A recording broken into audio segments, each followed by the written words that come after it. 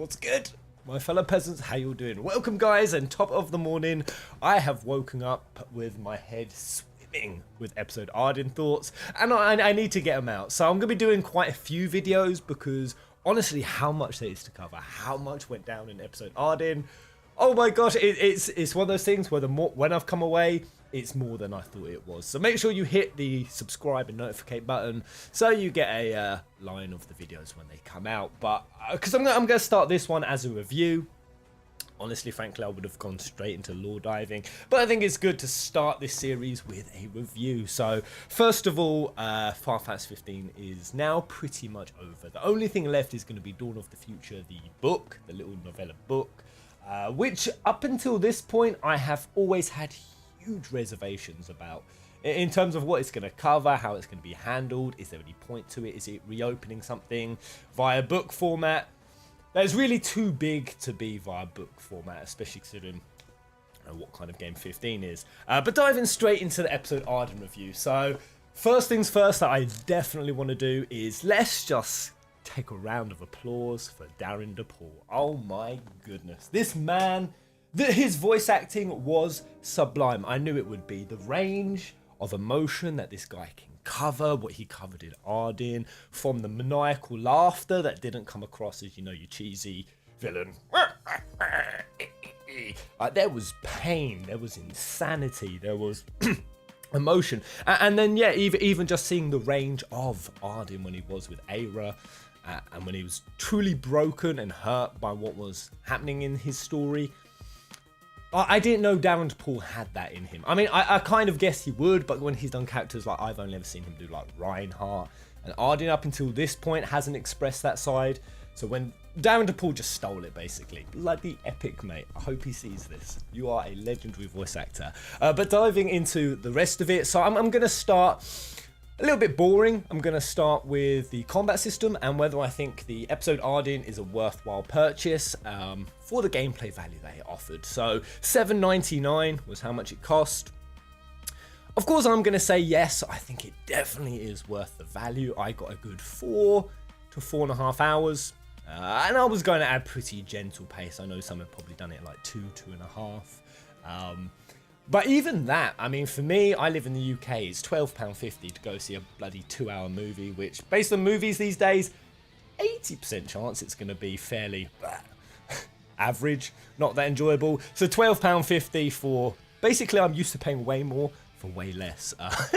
But it was spot on in terms of, for the size of the DLC, like, you're not expected to do more than 2 to 4 hours. And while I can definitely see the limitations of the combat system, in terms of its longevity, you know, it's a very limited tree. There's certain aspects with mana control. I don't know if this was just my playing. Certain parts of the combat system that I'm like, oh god, that's infuriating. That keeps eating my butt out. Probably a skill thing on my behalf. But even just like the variety of mobs. I'll say it again. I said it during the DLC yesterday. The fact that they kept using the Fierce and the Rogue as sort of the main guardian just over and over again. That was... Someone made a comment in the stream. There's 113 Kings of Lucis and you're only using 2. I mean, we even know that there's 13 core ones. 13 core ones at the center of the Lucii, the ones whose weapons have endured throughout eons. Which I think that is the central reason why there's 13 out of 113. It's the ones whose tombs have lasted with the weapons intact. And that's what kind of embodies them, the same as the old wall. But even then, so there's another 13 you can use straight there that we saw at the end of 15. You know, you've got character models for them. Why aren't you using them? Variety of mobs was pretty lacking. But cutting all that out because I barely noticed that. I barely noticed it in the midst of trying Ardyn's gameplay style, which had this heavier, clunkier, but so savage compared to Noctis's. Like, you see the similarities, but there's definitely a difference. And that's why I think I'm really excited for Ardyn to come to City NT. I was always curious, how would he be different to Noctis? This is how. They added a lot of swanky moves. The way that you can parkour gracefully. Like the moving across the buildings. Insomnia, they did a flawless job with. And bear in mind, we had 2 new directors. Taken after Tabata. So they had to really man the helm, and what I think they did with Insomnia, the immersion of it, interactions even of just the NPCs, the way confetti was falling down, because it was hosted during Founders King Day, and it was such an energetic and awesome energy to go into daytime Insomnia, which we've never seen, and it was just as beautiful as what the Kingsglaive movie made it. So that was cool, and it's definitely cool when there was a carnival version of Somnus, when you've got Ardyn's just sort of bass maniacal humor really carrying like the setting of it. It was great. It was great. And there were so many swanky moves. Like there was a lot of really cool stuff, especially with Ifrit. I said I know I love Type 0 because you get to control it, and I definitely think there should have been like an option to control Ifrit. I mean, that would have been cool. That would have been very easy to do. But regardless of that, the Faraga, the meteors, the spell effects, the little things that Ardyn can even do, the crazy dark Star Scourge tornadoes into the spectral energy tree. I mean, there was a Cerberus rifle as well, but I would be damned if I know how to use that. Especially when the enemies were warp striking on you. That was rough, but all in all, there was enough variety, enough craziness, and enough things to explore to carry it for the time that it was supposed to be there. So even in a combat gameplay, I would still 100% recommend it. There was, again, a limited tree skill. The only other things you got to equip were, which I actually loved, the different derpy hats on Ardyn. They had fun with it. That's what I got from this DLC, is that they had fun with it. It mirrored Ardyn, or Ardyn's crazy maniacal side, his humor. That was just prevalent throughout that DLC, and it was just a hell of a lot of fun. But moving now on to story, by the way, guys. Sorry, I'm rambling it in this format.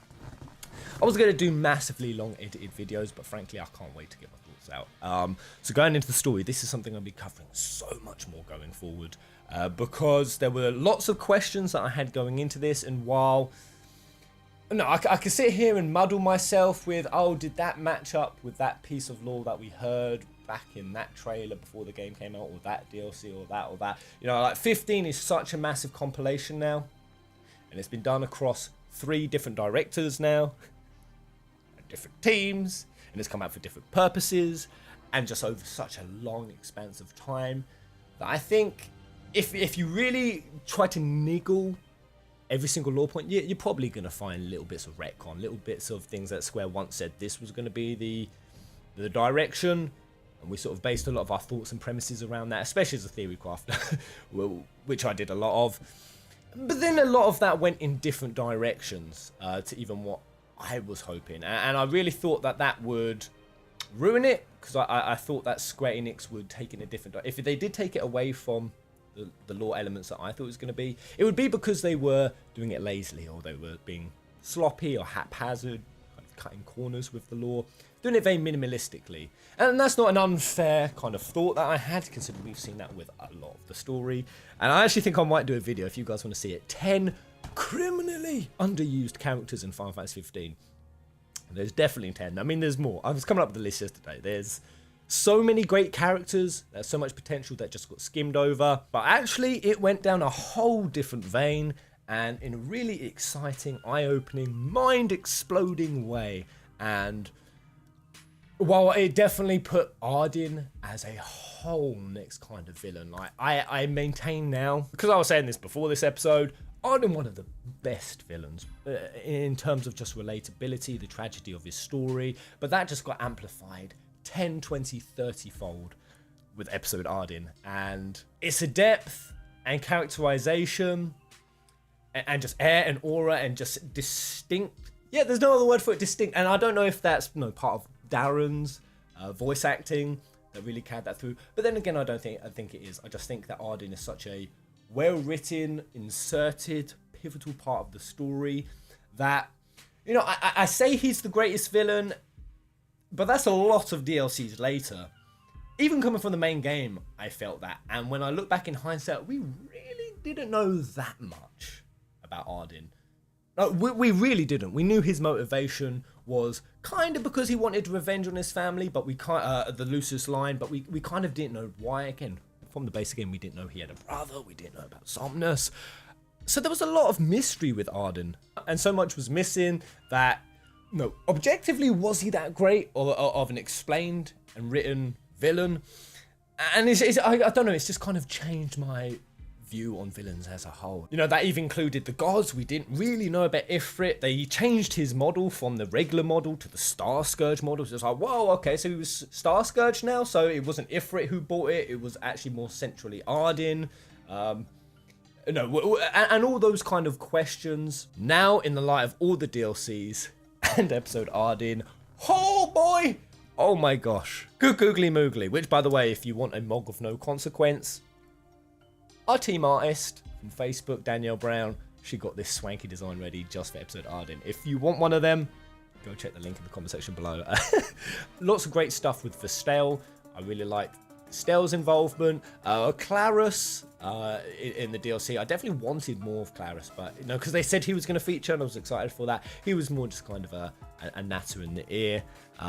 Bosses, pretty limited. There weren't that many boss fights, but what there was carried a lot of weight, carried a lot of story significance, and it was really engaging. It was really immersive being in that fight, especially with the feels flying around, especially between like Somnus and Ardyn. And what I really liked about episode Ardyn is that it showed distinctly so many different sides of the 15 story. So we really got it from Noctis and the Bros view, but I feel that between the anime especially as well and Ardyn, we saw Somnus's side. We also saw the god side, specifically Bahamut. And I know what some people can say, oh, those two are total dicks, like Somnus and Bahamut, they're the villain. But my question is, are they really? And I'm going to be doing a video on this soon because I've been thinking so much about it, and it's so deep, guys. Like the philosophy or the different philosophical standpoints that are being represented between what I consider the four main approaches to the Star Scourge, which is the plot device that is essentially branching out all of these different actions that these characters are taking between Ardyn, Somnus, Bahamut, and Noctis. And they really stand as some of the most thought-provoking, stimulating threads of thought to follow if you're with it. So I'm so excited to do that video, guys. But this is just giving my sense of how I'm feeling coming at episode Ardyn. I feel really happy. I feel like how I felt at the start of 15.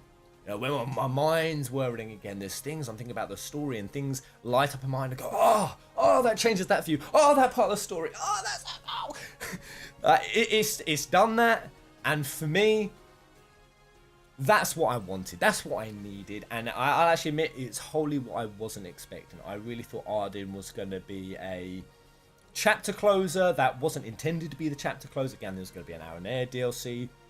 Dawn of the Future, which is still coming, which I'm not even reliant on that, but I'm actually now kind of intrigued for what Dawn of the Future may have in store, because there's certainly a glaring plot element. Like that's the thing, episode Ardyn didn't actually close all of the story. It actually opened a whole other big one. Like there was a huge prevailing, I was gonna say, problem, situation, scenario, philosophical standpoint that needs to be answered. And I'm actually really looking forward to Dawn of the Future. But what I'm saying is, I'm looking forward to it, but I don't feel it's needed. But like, even if it weren't happening, I wouldn't be bothered, because episode Ardyn, it was that satisfying, fulfilling rejuvenation of Lord Junkie goodness that I needed. And after all of the shenanigans, all of the draw outs, all like the journey has just been crazy. It's been crazy. I said it on the stream, there will never be another game that will have a story, a dev cycle, anything like 15. Never again will this happen. Not in the same distinct way, you know. I know Duke Nukem was delayed for ages, but for anyone who's really followed 15 and what a journey it's been, and you know, I'm kind of envious, and not at the same time, for anyone who didn't follow this, you know, since 2006. Wow. I'm envious and I'm not, because we've been through the ringer. Anyone who has, we've had terrible ATRs, we've had delays, we've had letdowns, we've had, you know, really unsatisfactory endings and waits for new things, which we waited for so long, and then that turned out to be utterly crap, or things like 15 A New Empire, which just turned out to be utterly criminal and really shattered certainly my faith. I shouldn't say but I know I'm speaking for others. Shattered my faith of Square Enix and their ability to basically do anything anymore. There's been those moments, which sometimes I think if you just played 15, you didn't deal with any of that, good for you. That's probably the best way to be with it. But at the same time, there's been the highs. There's been engagement with stories and characters before the game even came out, that when they then come out, you're so fully invested, you're so willing, your willingness to take the time with the road trip adventure, or want to know who Ardyn is, or what the summons are about, or the history of this world. It's like this whole build up, whether it's negative or positive emotion, it's emotion. You are feeling things about it, and while you might be on the roller coaster of it, it's just been such a great ride. It really has. I wouldn't change it for anything. I wouldn't change how 15 turned out for anything, because it was just a journey that, through things like Uncovered, which was such an incredible event, some of the ATRs, the little details that came out at different times, like when the Kingsglaive movie was revealed, that was just mind-blowing. And then we see a diamond weapon, and we all go off and theorize and talk. There was just so much energy throughout. And with how much that's been built up, with how long it's been built up, I was saying I think I might have put too much expectation on Episode Ardyn, and I kind of thought I might have to tamper it down, but I didn't. And I feel like Episode Ardyn is a closing chapter that I can be happy with, and I can definitely say, if you haven't played it, shell out those 7 Schmecks 99, or go watch my stream. My stream is up if you just want to watch that. Again, I take it at quite a slow pace, pan around, look a lot, talk a lot of shit. But definitely worth it. Smooth handling, nice spread and distribution of awesome cutscene stories to gameplay experience. There was one element of the gameplay experience, which is the taking over the sectors. Sort of, you go around and you take it sector by sector. A very similar format to what they did for Episode Ignis, in fact the same. That format, I don't know. I think it's nice. I think it might be a bit linear in the fact that you could still do that sector by sector concept without like clearly labeling it like Sector G now secured. You could still do that without having to make it into that format, because it seems quite, you get me. But at the same time, when you're in this new, fresh, enlivened city and you're getting to explore it and parkour over it, Ignis had the grappling which you're seeing it from a whole different angles. And if they kept the liveliness of it, they kept it fresh enough to carry that format. So yeah, I rate it fresh out of auspicious. Take from that what you will. And now I'm going to leave this review out here, because you know what, frankly, but I just want to get into the story. I'm kind of trying to dance around some story elements. So all in all, those are my thoughts coming out of Episode Ardyn. If I had to summarize it in one word, zippity doodah zippity yay, or califragilisticexpialidocious, those are the two I would go with. But yeah, I'm going to go dive into some juicy lore now, and I really want to know your guys' thoughts. So in terms of an overall view of Episode Ardyn, what did you guys think? What criticisms do you have? What do you not? I'm going to actually say, guys, try to hold off on the story elements down in the comment section below. Let's save that for the next few videos coming up. I mean, it's a free world if you want to go down there and chat some story stuff, but don't do that. Don't start without me. Save it for me. So, general Ardyn thoughts, bell button, long line of videos. We're milking this all the way to the end. Awesome stuff, guys. I'll see you on the next video. The only other point I'll quickly throw in, I suppose before I sign out, because I won't talk about this again. Luminous Studios, I guess. I mean, Episode Ardyn was gorgeous. It's just that this might be the last time we see Luminous engine in action before we eventually at some point see this new AAA project for the PlayStation 5. Again, there was a animation artist, yeah, that's it, who on his LinkedIn page, because he's part of the Luminous Studios productions, he revealed that he's doing a AAA PS5 game, or working on it. So I expect after FF7 Remake, which of course Unreal Engine and hopefully in the PS4 era, but I wouldn't be surprised if it's not. Whatever anyone's expecting after that, because people say, oh no, Final Fantasy 16, what's next for Square Enix or the Final Fantasy franchise? It certainly won't be that AAA PS5, so it'll be the remake, then after that, that'll be out of franchise, so it could be quite a while before we see something like FF16. Quite a few years. I'm feeling like 6 years, probably. I don't know. I mean, I'm guessing as much as anyone, but what I could definitely say is, while Luminous hasn't been fast, it hasn't been effective, it's certainly been beautiful. It's certainly delivered the game. Ardyn as a whole, I mean, there were some tiny bugs with like picking up things, or the occasional like hat stall that I couldn't access if I just left there and came back. Running well has always been a question. No, Insomnia's, you know, it was quite a large area to explore, but it's still quite contained. Whereas if we go to like the main open world map of 15, you know, certain areas are locked out by instance. And there was a whole things with, you know, the camera was just taking too much detail from the far horizon, that was just really draining usage. But I know it wasn't that efficient, and we certainly know with the development cycle, it wasn't that efficient. And I don't think we can really judge, because Episode Ardyn, they've had quite a while to do it, and you know, that's been in the pipeline for a while, and the fact they've cancelled the other DLCs, which makes you question, you know, is Luminous really in this awesome, great, malleable working condition? And I've got to say, we haven't seen any hints of that. So while I think it can deliver a great game, I have to question what it's going to be able to do for the PS5, or if they're already sort of tailor-making it to the PS5 already. I expect that's happening, and how far Square Enix are going to go with trying to make Luminous a thing. The studio lost 33 mil from its birth, from coming out the gate. I think Tabata definitely took some of the fall for that. Hopefully it can, and hopefully also Square Enix can also start diversifying some of their directors. We definitely need fresh talent. Nomura is spreading his glutes to the wall. Tabata's now out. Katase's getting old. I'm saying that.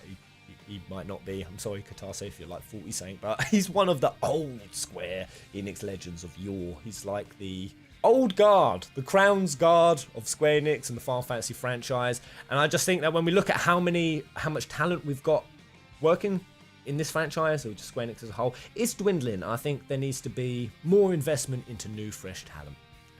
Preferably as much as close to Yoko Taro as we can get, because that guy is a G. He knows how to make a game. So there we go, guys. Those are my reviews. Those are my thoughts. Let me know what you think in the comment section below. Until the next Juicy Lore 15 video, it's going to cover, hopefully, some mind-blowing elements that I certainly overlooked last night, and I can't wait to bring into the next videos. Until then, goodbye.